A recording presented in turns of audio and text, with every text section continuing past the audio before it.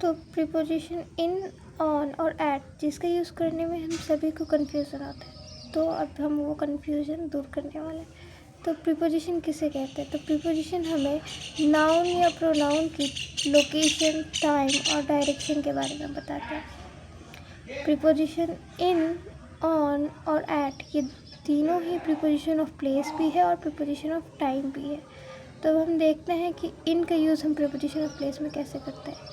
तो इन का यूज़ हम तब करते हैं जब किसी लार्जर जोग्राफिकल एरियाज या फिर किसी कवर्ड रूम या फिर एरिया या व्हीकल की बात हो रही है। जैसे कि हम एग्जाम्पल देखते हैं, she live in India, she studies in England.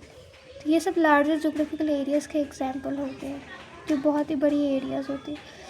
और ये एक कवर्ड रूम या फिर व्हीकल, जैसे कि he is in the car, I am in the taxi. तो जब आप किसी कवर्ड रूम या फिर व्हीकल के अंदर में है जो चारों तरफ से कवर्ड है, तो आप प्रीपोजिशन इन का यूज़ करेंगे।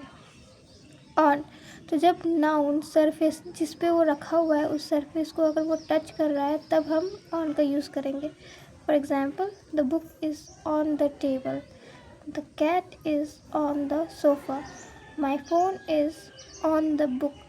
इसका मतलब कि जब हम किसी नाउन या प्रोनाउन की बात कर रहे हैं और वो किसी नाउन या प्रोनाउन किसी नाउन के ऊपर वो रखा हुआ है, उसका सरफेस और दूसरे नाउन का सरफेस जब एक दूसरे से अटैच्ड है, वो टच में है, तब हम प्रीपोजिशन ऑन का यूज़ करेंगे। लेकिन नाउन इसमें मोशन में नहीं होना चाहिए। नाउन यहाँ पे स्टेशनरी है और वो किसी चीज़ के ऊपर रखा है और दोनों एक दूसरे से टच है। एट का यूज़ हम तब करते हैं जब हम किसी स्पेसिफिक प्लेस के बारे में बात करें, कोई स्पेसिफिक एड्रेस या लोकेशन। जैसे I am at the park, अभी मैं पार्क में हूँ। She is at the office, या फिर किसी specific place, city, he is eight New York. मतलब किसी स्पेसिफिक उसी जगह की अगर बात हो रही है तभी हम एट का यूज़ करेंगे। और इन का यूज़ हम प्रीपोजिशन ऑफ टाइम में कैसे करते हैं वो देखने वाले। For years, months and season, तो जब हम ईयर्स की, सालों की, मंथ्स और सीजन्स की बात करेंगे तब हम इनका यूज़ करने वाले हैं। जैसे कि आई वॉज बॉर्न इन 1996। सो जब भी आप किसी भी ईयर की या यूज़ करोगे तो आप प्रीपोजिशन ऑफ इन का ही यूज़ करना है। My birthday is in January, I was born in summer.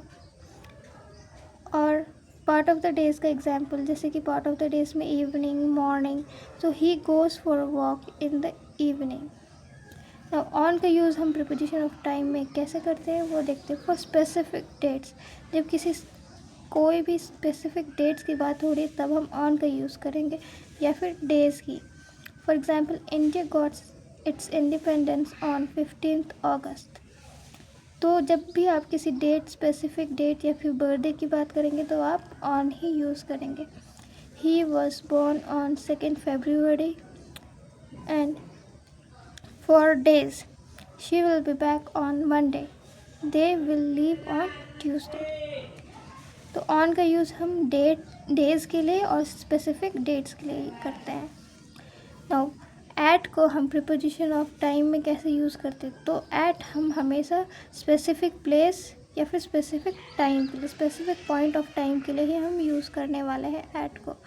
So example, he will reach here eight 7 PM। तो एग्जैक्टली टाइम जब आपको पता है तब आप एट का यूज़ करेंगे। She was born at 5 AM, they left home at 9 AM, she was sleeping at 10 PM। So I hope now आपको प्रिपरेशन इन, ऑन और एट के बीच में अब कन्फ्यूजन नहीं है।